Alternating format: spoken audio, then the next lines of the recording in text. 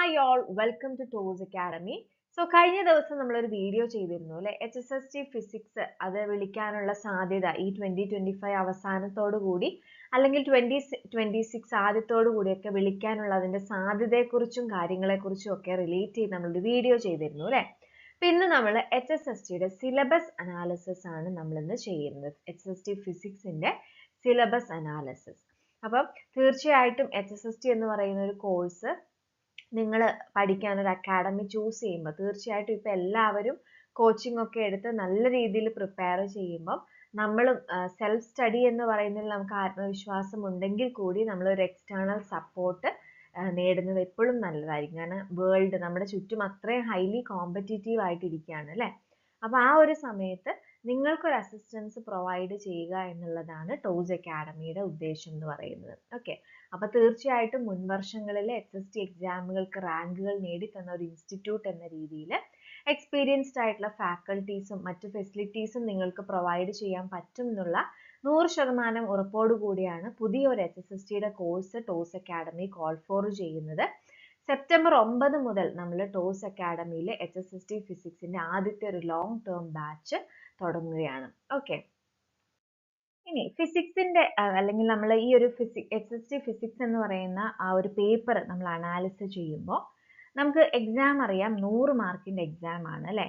MCQ type exam ആണ്, negative marking ഉള്ള exam ആണ്. ഒരു ക്വസ്റ്റിന് 1 മാർക്കും നെഗറ്റീവ് വന്നു കഴിഞ്ഞാൽ 0.33 നെഗറ്റീവും. ഇങ്ങനെയാണ് എക്സാമിന്റെ ഒരു പാറ്റേൺ, അതിന്റെ ക്വസ്റ്റ്യൻ മാർക്ക് ഡിസ്ട്രിബ്യൂഷൻ ഒക്കെ. ഇനി നോക്കുക, ജനറൽ പാർട്ട്, ഇതിൽ ജനറൽ ഏരിയ ഉണ്ട്, വിച്ച് ഇസ് 30 മാർക്കിനാണ് ജനറൽ ഏരിയ നമുക്ക് പഠിക്കാനുള്ളത്. അതിനകത്ത് തന്നെ Kerala renaissance, constitution, research methodology and teaching aptitude ആണ് പറഞ്ഞിരിക്കുന്ന 3 ഏരിയാസ് എന്ന് പറയുന്നത്. ഓക്കെ, അപ്പം ഈ 30 മാർക്കിൽ നമ്മൾ അത്യാവശ്യം പഠിക്കുകയാണെങ്കിൽ നമുക്കൊരു 20 മാർക്കെങ്കിലും ഒക്കെ സ്കോർ ചെയ്യാൻ പറ്റും. ഒരു 15 to 20 മാർക്ക് നിങ്ങൾ ഇവിടെ കരുതിയാൽ മതി. 15 to 20 മാർക്ക്. കാരണം ജനറൽ പേപ്പർ, കേരള റിനൈസൻസ് എന്നൊക്കെ പറയുന്ന ഒന്ന് നമ്മൾ ഫിസിക്സുകാരെ സംബന്ധിച്ചിടത്തോളം നമ്മൾ എന്താ പറയാ, കുറച്ച് നമുക്ക് പഠിക്കാൻ ബുദ്ധിമുട്ടുള്ളത് അല്ലെങ്കിൽ പഠിക്കാൻ മനസ്സില്ലാത്തതും ഒക്കെ ഉള്ള ഒരു ഏരിയ ആണ് അല്ലേ കേരള റിനൈസൻസ്, കോൺസ്റ്റിറ്റ്യൂഷൻ പോലുള്ള പേപ്പറുകൾ. അപ്പോൾ താരതമ്യേന നല്ല ടഫ് ആയിട്ടാണ് ഇപ്പോഴത്തെ കോൺസ്റ്റിറ്റ്യൂഷൻ എന്നൊക്കെ ഇപ്പോൾ റീസെൻ്റ് ആയിട്ട് ചോദിച്ചിരിക്കുന്ന HSC എക്സാമിനാണെങ്കിലും HST കഴിഞ്ഞ ഇപ്പം അടുത്ത് കഴിഞ്ഞ മറ്റ് സബ്ജക്റ്റിന് HSTക്കൊക്കെ ആണെങ്കിലും ചോദിച്ചിരിക്കുന്നത്. നന്നായിട്ട് പ്രിപ്പയർ ചെയ്ത് കഴിഞ്ഞാൽ നിങ്ങൾക്ക് തീർച്ചയായിട്ടും ആ 30 മാർക്ക് സ്കോർ ചെയ്യാൻ പറ്റും. അതിൽ 25 മാർക്കൊക്കെ നമുക്ക് സ്കോർ ചെയ്യാൻ പറ്റും. എങ്കിൽ കൂടി ഒരു ആവറേജ് കുട്ടിയെ സംബന്ധിച്ച് നമുക്കൊരു 15 മാർക്കൊക്കെ ആ 30-ൽ നമുക്ക് സ്കോർ ചെയ്യാൻ പറ്റും എന്ന് വിചാരിക്കാം. റിസർച്ച് മെത്തഡോളജി ആൻഡ് ടീച്ചിങ് ആപ്റ്റിറ്റ്യൂഡിൽ നിന്നുള്ള മാർക്കൊക്കെ നമുക്ക് തീർച്ചയായിട്ടും സ്കോർ ചെയ്യാൻ പറ്റും അല്ലേ. അപ്പം അങ്ങനെ ഒരു 15 മാർക്ക് നിങ്ങൾ അവിടെ കരുതുക. ഓക്കെ, ഇനി നോക്കുക, 70 മാർക്കാണ് ഫിസിക്സിൽ. അതിൽ ഈ പറയുന്ന 10 പേപ്പറുകളുണ്ട്. ഓരോ പേപ്പറും 7 മാർക്കാണ് ഡിസ്ട്രിബ്യൂഷൻ പറയുന്നത്. അങ്ങനെയാണെങ്കിൽ നോക്കുക, classical, mathematical, electronics, micro processor, quantum mechanics, stat nuclear physics, solid state physics, spectroscopy, laser and fibre optics. ഇത്രയും പേപ്പറുകളാണ് നമ്മുടെ മുൻപിൽ പഠിക്കാനായിട്ട് അവർ സിലബസിൽ കൊടുത്തിരിക്കുന്നത്. അപ്പം നിങ്ങളൊന്ന് നോക്കിക്കേ, ഈ 10 പേപ്പറിൽ ഇപ്പം നിങ്ങൾ എത്ര തിരക്കുള്ളവരാണെങ്കിലും ഈ 10 പേപ്പർ പഠിച്ചില്ല എങ്കിൽ പോലും കഴിഞ്ഞ തവണത്തെ കട്ട് ഓഫ് 37 പോയിന്റ് ആയിരുന്നു. അപ്പം നിങ്ങളൊരു 38 കട്ട് ഓഫ് ആയിട്ട് കൂട്ടുക. ഓക്കെ, അപ്പോൾ 38 കട്ട് ഓഫ് പോട്ടെ, 40 നിങ്ങൾ കട്ട് ഓഫ് ആയിട്ട് കൂട്ടിക്കോളും. 40 കട്ട് ഓഫ് ആയിട്ട് കൂട്ടുമ്പോഴും നമുക്ക് എന്താണ് നോക്കിയേ, ഒരു 6 പേപ്പർ അല്ലേ, 7 6 42 വരും. ഇപ്പം 6 പേപ്പർ ഫിസിക്സിൽ നിന്ന് തന്നെ നമുക്ക് ഈ കട്ട് ഓഫ് ക്ലിയർ ചെയ്യാനുള്ള മാർക്ക് കിട്ടുമായിരുന്നു. ഇപ്പം ഇനിയിപ്പോൾ സപ്പോസ് ഇനി വരുന്നതിന് ഒരു കട്ട് ഓഫ് 40 കൂട്ടിയാൽ പോലും 6 പേപ്പർ വൃത്തിയായിട്ട് പഠിച്ചാൽ തന്നെ നമുക്ക് ഈ കട്ട് ഓഫ് നമുക്ക് ക്ലിയർ ചെയ്യാൻ പറ്റും. പക്ഷെ നമുക്ക് ഒരിക്കലും കട്ട് ഓഫ് പ്രെഡിക്റ്റ് ചെയ്യാൻ പറ്റില്ല. കാരണം എക്സാം ഈസി ആയി കഴിഞ്ഞു കഴിഞ്ഞാൽ എന്താ പറയുക, കട്ട് ഓഫ് കൂടും. എക്സാം ടഫ് ആയി കഴിഞ്ഞാൽ കട്ട് ഓഫ് കുറയും എന്നൊക്കെയാണ് പറയുന്നത്. അതേപോലെ എത്ര വേക്കൻസി ഉണ്ട് ഇതിലെല്ലാം ഡിപ്പെൻഡ് ചെയ്യും. പക്ഷെ ഇന്നത്തെ ഒരു സിനാരിയോയിൽ ഒരിക്കലും നമുക്ക് എളുപ്പമായിട്ടുള്ള 70 മാർക്ക് 80 മാർക്ക് സ്കോർ ചെയ്യാൻ പറ്റുന്ന രീതിയിലുള്ള ഒരു HST എക്സാം ഇനി സ്വപ്നങ്ങളിൽ മാത്രം എന്ന് പറയുന്നത് പോലെയാണ് അല്ലേ. അപ്പോൾ അത്രയും ക്വസ്റ്റ്യൻസിന് സ്റ്റാൻഡേർഡ് ആയിട്ടുണ്ട്. എക്സാമിന് അത്യാവശ്യം നല്ല ഒരു എന്താ പറയുക ക്വസ്റ്റ്യൻ പാറ്റേണിലേക്ക് വന്നിട്ടുണ്ട്. അപ്പോൾ ഇങ്ങനത്തെ കാര്യങ്ങളൊക്കെ പരിഗണിച്ച് ഒരു നല്ല preparation, statement type of questions ചെയ്യാൻ അറിയണം, പ്രോബ്ലംസ് ചെയ്യാൻ അറിയണം, ടൈം മാനേജ് ചെയ്യാൻ പറ്റണം. അപ്പോൾ ഇങ്ങനത്തെ കുറേ ആസ്പെക്റ്റുകൾ കൂടുങ്ങിയാൽ മാത്രമേ നമുക്ക് ഇനിയുള്ള രീതിയിലുള്ള എക്സാമുകളൊക്കെ ഒന്ന് കവർ ചെയ്ത് എടുത്ത് പോരാൻ പറ്റുള്ളൂ. ബേസിക് ആയിട്ടുള്ള ഐഡിയാസ് മാത്രം ചോദിക്കും എന്നുള്ള ഒരു കൺസെപ്റ്റ്. പിന്നെ ഒരു കാര്യം കൂടി പറയാനുണ്ട്, ഈ മാർക്ക് നമുക്ക് ഇപ്പോഴത്തെ കഴിഞ്ഞ HSCയുടെ കട്ട് ഓഫ് തീർച്ചയായിട്ടും നമുക്ക് ബേസിക് കാര്യങ്ങൾ മാത്രം പഠിച്ചിരുന്ന ഒരു വ്യക്തിക്ക് ഈ പറയുന്ന ഈ ജനറലിൽ 15 മാർക്കിന്റെ സപ്പോർട്ട് ഇല്ലാതെ കൂടി നമുക്ക് ഈ മാർക്ക് അറ്റൈൻ ചെയ്ത് എടുക്കാൻ പറ്റുമായിരുന്നു അല്ലേ? അതൊന്ന് നിങ്ങൾ ശ്രദ്ധിക്കുക. ഓക്കെ, അപ്പോൾ നമുക്ക് ഓരോ പേപ്പറും നോക്കാം. ക്ലാസിക്കൽ മെക്കാനിക്സിൽ എന്തൊക്കെയാണ്? Constraints and generalized coordinate, D'Alembert's principle and Lagrange's equation. ഇതാണ് സിലബസ്. നിങ്ങൾ സിലബസ് നോക്കുക. ഇതിൽ വളരെ ഇമ്പോർട്ടൻ്റ് ആയിട്ടുള്ള കുറച്ച് കാര്യങ്ങൾ ഞാൻ ജസ്റ്റ് ഒന്ന് എടുത്തു പറയാം. അപ്പം ആ ഏരിയാസ് നിങ്ങൾ കൃത്യമായിട്ട് പഠിക്കുക എന്നുള്ളതാണ്. ഓക്കെ, ഇവിടെ നോക്കിയേ, Hamilton Jacobi equation, Hamilton's principle and characteristic function. Okay, അപ്പോൾ ഇവിടെ നോക്കുക, ക്ലാസിക്കൽ മെക്കാനിക്സിൽ നമ്മൾ സാധാരണ ക്ലാസിക്കൽ മെക്കാനിക്സിന്റെ കൂടെ പഠിക്കുന്നത് സെറ്റിൽ നിന്ന് എന്താണ് മാറ്റം വരുന്നത്. ഇവിടെ നോക്കുക, ഇവിടെ നോൺ ലീനിയർ ഓസിലേഷൻസ് എന്ന് പറയുന്ന ഒരു ഏരിയ ആഡ് ചെയ്തിട്ടുണ്ട്. ഓക്കെ, അതേപോലെ Euler angle, centrifugal and Coriolis force, ഈ ഏരിയാസ് ഒക്കെ നമുക്ക് സെറ്റിൽ അങ്ങനെ അധികം ചോദിച്ച് കാണാത്ത ഏരിയാസ് ആണ്. അപ്പോൾ അത് നമ്മൾ കുറച്ച് നന്നായിട്ട് പ്രിപ്പയർ ചെയ്യണം. ഹയർ ലെവൽ ക്വസ്റ്റ്യൻസ് ഒക്കെ ചോദിക്കാൻ ചാൻസുകളുണ്ട്. ഓക്കെ, പിന്നെ ഇവിടെ നിന്ന് പറയുമ്പോൾ ക്ലാസിക്കലിൽ എന്ന് പറയുമ്പോൾ വളരെ സ്റ്റാൻഡേർഡ് ആയിട്ട് എപ്പോഴും നമുക്ക് ചോദിക്കുന്ന ഒരു ക്വസ്റ്റ്യൻ ആണ് ലഗ്രാഞ്ചിയനും അതേപോലെ തന്നെ ഹാമിൽട്ടോണിയൻ. രണ്ടും വളരെ ഹാമിൽട്ടൺസ് പ്രിൻസിപ്പിൾ ഇമ്പോർട്ടൻ്റ് ആണ്, ലഗ്രാഞ്ചീസ് ഇക്വേഷൻ, ഹാമിൽട്ടോണിയൻ ഫോർമുലേഷൻ തുടങ്ങിയ കാര്യങ്ങളൊക്കെ വളരെ ഇമ്പോർട്ടൻ്റ് ആയിട്ടുള്ള കാര്യങ്ങളാണ്. ഇനി mathematical methods and group theory. Group theory എന്ന് പറയുന്നത് ജസ്റ്റ് ഹെഡിങ്ങിലായിട്ട് ഒതുങ്ങി നിൽക്കുന്നതാണ്. ഈ സിലബസിൽ എത്ര എക്സാംസ് നടന്നിട്ട് പോലും അങ്ങനെ ഒരു ഗ്രൂപ്പ് തിയറിന്ന് ക്വസ്റ്റ്യൻസ് വന്നിട്ടില്ല. അപ്പം മാത്തമാറ്റിക്കൽ മെത്തേഡ്സ്, അതിനകത്ത് നമുക്ക് അത്യാവശ്യം ഇത് ഒരു ആക്ച്വലി ഒരു ഡിസ്ക്രിപ്റ്റീവ് ലെവലിനുള്ള ഒരു സിലബസ് ആണ്. ആക്ച്വലി ഇത് അസിസ്റ്റന്റ് പ്രൊഫസർ എക്സാമിന് വേണ്ടിയിട്ട് അപ്ഡേറ്റ് ചെയ്തൊരു സിലബസ് ആണ് ഇത്. പിന്നീട് അത് assistant professor exam descriptive type exam ആണ് അല്ലേ? പിന്നീട് വന്നിരിക്കുന്ന PG ലെവലായിട്ടുള്ള ഫിസിക്സ് എക്സാമിനെല്ലാം കയറി വന്നിരിക്കുന്ന സിലബസ് ഇതാണ്. അപ്പോൾ തീർച്ചയായിട്ടും ഇനിയുള്ള എക്സാമിനും ഈ സിലബസ് തന്നെ ആയിരിക്കും. കഴിഞ്ഞ HSTക്കാണ് അപ്ഡേറ്റ് ചെയ്തിരിക്കുന്നത്. അപ്പോൾ അതുകൊണ്ട് ഇത്തവണ മാറ്റം ഉണ്ടാവില്ല എന്ന് നമുക്ക് പ്രതീക്ഷിക്കാം. അപ്പോൾ മാത്തമാറ്റിക്കൽ മെത്തേഡ്സിൽ ഇതൊക്കെയാണ് കൊടുത്തിരിക്കുന്നത്. ഇതിനകത്ത് ഫൊറിയർ സീരീസ്, അതേപോലെ special functions, gamma functions, beta functions, delta functions, Bessel's functions തുടങ്ങിയ ഏരിയാസ്, നോർമലി കാണുന്ന മെട്രിക്സുകൾ, വെക്ടേഴ്സ് തുടങ്ങിയ ഏരിയാസ് ഒന്നും മാത്തമാറ്റിക്കൽ മെത്തേഡ്സിൽ ഇല്ല. പക്ഷെ ഒരു ഗ്യാരണ്ടി പോലെ സിലബസിന്റെ അവസാനം എന്ത് പറയുന്നുണ്ട്? ഈ ഒരു സിലബസിൽ വരുന്ന, ഈ ഒരു റേഞ്ചിൽ വരുന്ന എല്ലാ കാര്യങ്ങളും പ്രിപ്പയർ ചെയ്തിരിക്കണം. Apart from the topics mentioned in the syllabus, അതും ചോദിക്കാം. അപ്പോൾ നമ്മൾ പഠിക്കുക, പ്രിപ്പയർ ചെയ്യുക. പിന്നെ വേറെ എന്താന്ന് വെച്ച് കഴിഞ്ഞാൽ നമുക്ക് ഒരിക്കലും ഫോക്കസ് ഇല്ലാതെ പോകാൻ പറ്റില്ല അല്ലെ? കൃത്യമായിട്ടൊരു സിലബസ് തരുമ്പോൾ ആ സിലബസിനെ ബേസ് ചെയ്ത് കൃത്യമായ എക്സാമുകൾ നടന്നിട്ടുണ്ട് മുന്നേ. അപ്പോൾ ഈ പുതിയ സിലബസ് അപ്ഡേറ്റ് ചെയ്യും. അപ്പോൾ നമുക്ക് ഒരിക്കലും വൈഡ് ആയിട്ട് എല്ലാം പഠിച്ചു പോകാൻ പറ്റില്ല. തീർച്ചയായും ചോദിക്കുമെന്ന് അവർ മെൻഷൻ ചെയ്തിരിക്കുന്ന സിലബസ് കവർ ചെയ്യുക എന്നുള്ളത് മാത്രം. പിന്നെ എക്സ്ട്രാ വരുന്ന ഇപ്പോൾ മെട്രിക്സും വെക്ടേഴ്സും ഒക്കെ ചിലപ്പോൾ നമുക്ക് തന്നെ അധികം പ്രിപ്പറേഷൻ ഇല്ലാതെ നമ്മുടെ ഒരു എക്സ്പീരിയൻസ് വെച്ചിട്ട് നമുക്ക് ചെയ്തു പോകാൻ പറ്റുന്ന കാര്യങ്ങളായിരിക്കും ചോദിക്കുന്നത്. അപ്പം സിലബസിൽ ഇല്ലാത്തൊരു ടോപ്പിക്കിന് വേണ്ടി നിങ്ങൾ ഒത്തിരി പ്രിപ്പയർ ചെയ്യേണ്ടെന്ന് തന്നെയാണ് പറയുന്നത്. സിലബസിലുള്ള ടോപ്പിക്ക് നന്നായിട്ട് കവർ ചെയ്തെടുക്കുക. ഓക്കെ, പിന്നെ വരുന്നത് ഇലക്ട്രോണിക്സ് ആണ്. ഇലക്ട്രോണിക്സിൽ അത്യാവശ്യം നല്ല രീതിയിൽ ഇലക്ട്രോണിക്സ് നമുക്ക് പഠിച്ചു മാറ്റാനായിട്ടുണ്ട്. ഓപ്പാം, അതിൻ്റെ പ്രോപ്പർട്ടീസ്, ഡിഫറൻഷ്യൽ ആംപ്ലിഫയേഴ്സ്, പിന്നെ ഫിൽറ്റേഴ്സ് അല്ലേ, active low pass filters, high pass filters, Butterworth filters, band pass filters തുടങ്ങിയ കാര്യങ്ങളൊക്കെ. അപ്പം ഒരു ഇലക്ട്രോണിക്സ് അത്യാവശ്യം നല്ലൊരു സിലബസ് ആണ്. വൈഡ് ആയിട്ടുള്ള കാര്യങ്ങൾ നിങ്ങൾക്ക് പഠിച്ച് കവർ ചെയ്തെടുക്കാനുണ്ട് ഇലക്ട്രോണിക്സിൽ. ഓക്കെ, ഇനി ക്വാണ്ടം മെക്കാനിക്സിലേക്ക് വരുമ്പോൾ ബേസിക് ആയിട്ട് നമ്മൾ നോർമലി പഠിക്കുന്ന ചെറിയ ചെറിയ ഏരിയാസ്, ഇപ്പം അൺസർട്ടനിറ്റി പ്രിൻസിപ്പിൾ, അങ്ങനെയൊന്നും ഈ ഒരു സിലബസിൽ മെൻഷൻ ചെയ്തിട്ടില്ല.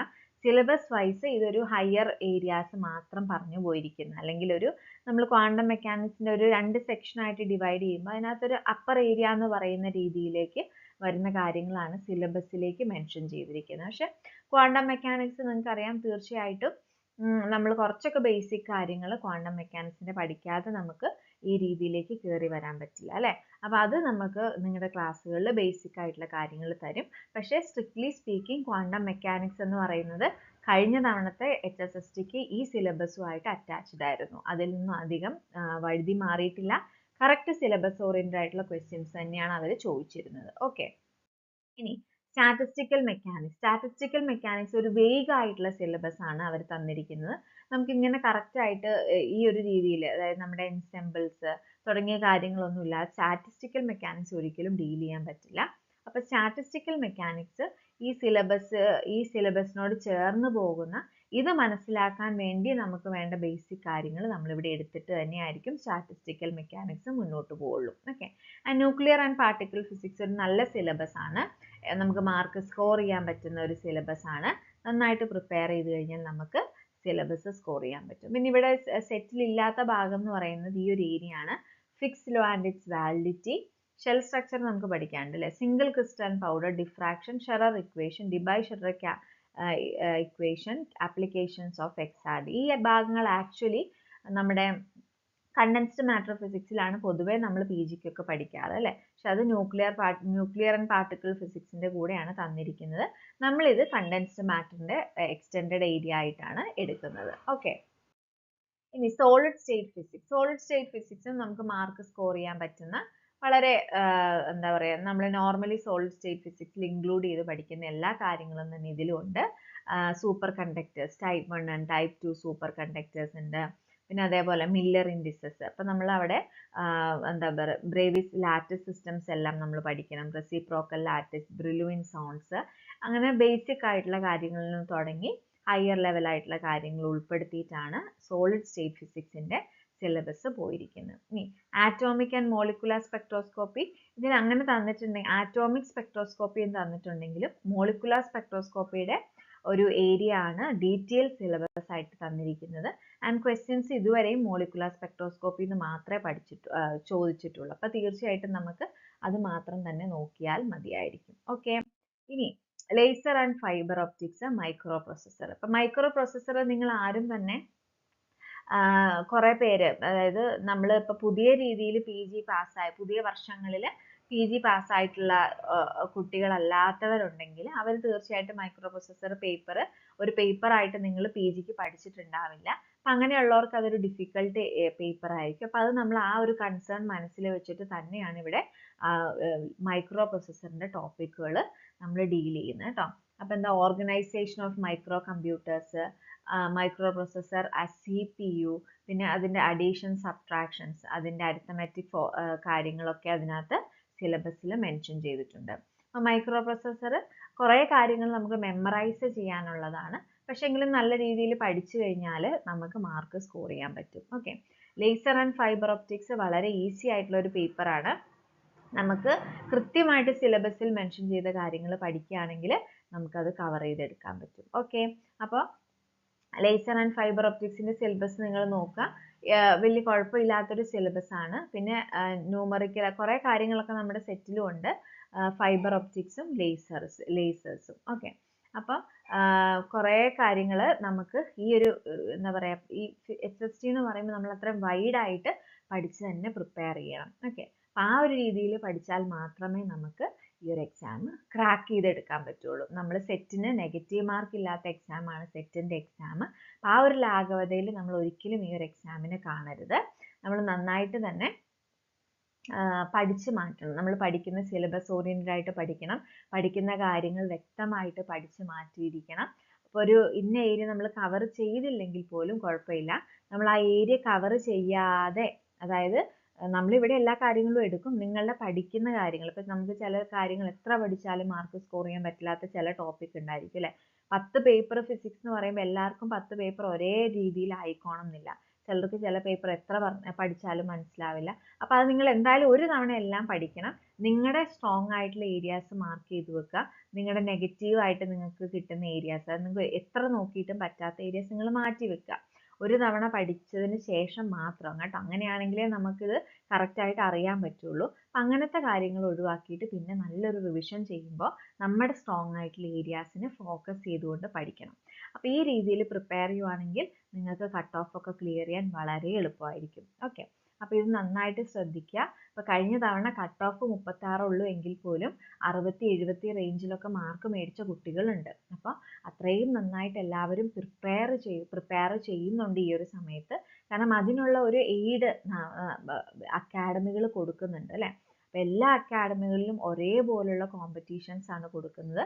നമ്മൾ ടോസ് അക്കാഡമിയിൽ നിങ്ങൾക്ക് ഒരു ഇൻഡിവിജ്വൽ കെയറും നിങ്ങളുടെ എന്താ പറയുക, നിങ്ങൾ പഠിത്തത്തിന് ഡീവിയേറ്റ് ചെയ്ത് പോവുകയാണെന്ന് നമുക്ക് തോന്നിക്കഴിഞ്ഞാലൊക്കെ നമ്മൾ ഫ്രീക്വൻ്റ് ആയിട്ട് നിങ്ങളെ കോണ്ടാക്ട് ചെയ്യും. അപ്പം നിങ്ങളെ കൃത്യമായിട്ട് നിങ്ങൾ ഈ ഒരു പഠനത്തിലേക്ക് വൺസ് നിങ്ങൾ ഇതിലേക്ക് വന്നു കഴിഞ്ഞാൽ ആ ഒരു വൈബിൽ നിങ്ങളെ നിലനിർത്താൻ വേണ്ടിയിട്ടുള്ള എല്ലാ കാര്യങ്ങളും ടോസ് അക്കാഡമിയുടെ ഭാഗത്തു നിന്ന് ഉണ്ടായിരിക്കും. ഓക്കെ, അപ്പോൾ എല്ലാവർക്കും all the very best. Syllabus analysis നിങ്ങൾ കണ്ടു കാണും. അപ്പം നിങ്ങൾക്ക് സ്ട്രോങ് ആയിട്ടുള്ള ഏരിയാസ് നിങ്ങൾ പഠിച്ചുകൊണ്ടിരിക്കുമ്പോൾ നോട്ട് ചെയ്ത് വെക്കണം. പഠിക്കുന്ന സമയം തന്നെ ഇക്വേഷൻസ്, ഫോർമുലാസ്, നമുക്കറിയാം ഫിസിക്സ് എന്ന് പറയുമ്പോൾ ഫോർമുലാസ് ഒത്തിരി ഉണ്ടായിരിക്കും. അപ്പോൾ ഓരോ പേപ്പറും പഠിക്കുമ്പോൾ അതിൻ്റെ ഇമ്പോർട്ടൻറ്റ് കൺസെപ്റ്റുകൾ അതേപോലെ തന്നെ ഈ ഫോർമുലാസ് ഒക്കെ പ്രത്യേകമായിട്ട് മാറ്റി വെക്കുകയാണെങ്കിൽ എക്സാം അടുക്കും തോറും അല്ലെങ്കിൽ ഈ ഒരു മൊത്തത്തിലുള്ള ലോങ് ജേർണിയിൽ നിങ്ങൾക്ക് ഇടയ്ക്കിടയ്ക്ക് റിവിഷൻ ചെയ്യാനൊക്കെ നല്ലതായിരിക്കും. നമ്മൾ ലെക്ചർ നോട്ട് എഴുതണം. ലെക്ചർ നോട്ട് എഴുതുന്ന ബൾക്കായിട്ടുണ്ടായിരിക്കും അല്ലേ. അപ്പം അതൊരിക്കലും റിവിഷന് വേണ്ടി എടുത്തു കഴിഞ്ഞാൽ നിങ്ങൾ ഒരിക്കലും റിവൈസ് ചെയ്ത് തീരില്ല. ലാസ്റ്റൊക്കെ ആകുമ്പോൾ 10 പേപ്പർ റിവൈസ് ചെയ്യാൻ ബുദ്ധിമുട്ടായിരിക്കും അല്ലേ. അപ്പോൾ ഓരോ പേപ്പർ പഠിച്ചു മാറ്റുമ്പോഴും അതിൽ ഇമ്പോർട്ടൻ്റ് ആയിട്ടുള്ള കാര്യങ്ങളൊക്കെ എഴുതി വെച്ച് വളരെ ചെറിയ ഷോർട്ട് നോട്ടുകളൊക്കെ പ്രിപ്പയർ ചെയ്ത് ആ ഷോർട്ട് നോട്ടുകൾ ഫ്രീക്വൻ്റ് ആയിട്ടുള്ള റിവിഷന് വേണ്ടിയിട്ടൊക്കെ യൂസ് ചെയ്യണം. അപ്പോൾ തീർച്ചയായിട്ടും നമ്മളിവിടെ നിങ്ങളെല്ലാത്തിനും ഹെൽപ്പ് ചെയ്യും. പീരിയോഡിക്കൽ റിവിഷൻസും വീക്ക്ലി ടെസ്റ്റുകളും ഒക്കെ നിങ്ങൾക്ക് ഉണ്ടായിരിക്കും. അപ്പോൾ അതൊക്കെ നിങ്ങളെ ഈ ഒരു രീതിയിൽ എക്സാം ഫോക്കസ്ഡ് ആയിട്ട് സ്റ്റേ ചെയ്യാൻ വേണ്ടി ഹെൽപ്പ് ചെയ്യും. അപ്പോൾ എല്ലാവരെയും നമ്മൾ ടോസ് അക്കാഡമിയിലേക്ക് വെൽക്കം ചെയ്യുകയാണ്. നമ്മൾ സെപ്റ്റംബർ 9th മുതൽ നമ്മൾ ഡെമോ ക്ലാസ്സുകൾ പ്രൊവൈഡ് ചെയ്ത് തുടങ്ങും. അതിനുശേഷം നമ്മൾ ഒരു 5 ദിവസത്തെ ഒരു പ്രോഗ്രാമാണ് ഡെമോ സെഷൻ എന്ന് പറയുന്നത്. അതിനുശേഷം നമ്മൾ ബാച്ച് സ്റ്റാർട്ട് ചെയ്യും. അപ്പോൾ എല്ലാവരെയും ടോസ് അക്കാഡമിയിലേക്ക് വെൽക്കം ചെയ്യാണ്. കഴിഞ്ഞ തവണ റാങ്കുകൾ മേടിച്ച് നമ്മുടെ ഇവിടുന്ന് ഫിസിക്സിനൊക്കെ അധ്യാപകരായിട്ട് ജോയിൻ ചെയ്തവരുണ്ട്. അപ്പോൾ അവരുടെ ഉള്ള ഒരു എന്താ പറയുക, അവരെ ആദരിക്കുന്ന ഒരു സെറിമണിയും കാര്യങ്ങളൊക്കെ നമ്മൾ ഓർഗനൈസ് ചെയ്യുന്നുണ്ട്. അപ്പോൾ എല്ലാവരെയും ടോസ് അക്കാഡമിയിലേക്ക് വെൽക്കം ചെയ്യാണ്. Thank you.